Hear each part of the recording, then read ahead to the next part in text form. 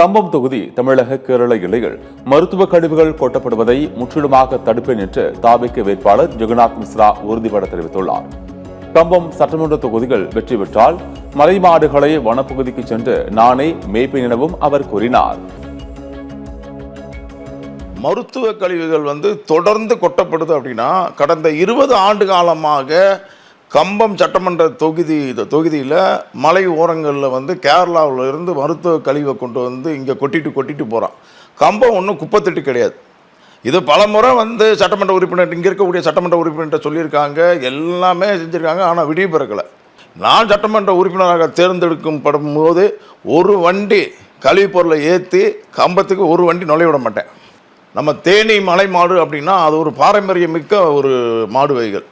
அந்த மாடுகளே பார்த்தீங்கன்னா கிட்டத்தட்ட எனக்கு தெரிஞ்சு ஒரு வரலாறே இருக்குது. 1000 ஆண்டு காலமாக அது வனத்தில் மேய்ஞ்சிட்டு வர மாடு. அந்த மாடுக்கு வனம் வனத்தில் மேய்க்கிறதுக்கு வனத்துறை அனுமதி கொடுக்கல. அப்போ அந்த மலைமாடு இனங்களை அழிக்கணும் முடிவு பண்ணியிருக்காங்களா? நிச்சயமாக நான் சட்டமன்ற உறுப்பினராக வந்தவுடன் மலை மாடுகளை நான் காட்டில் கொண்டு போய் மேய்ப்பேன்.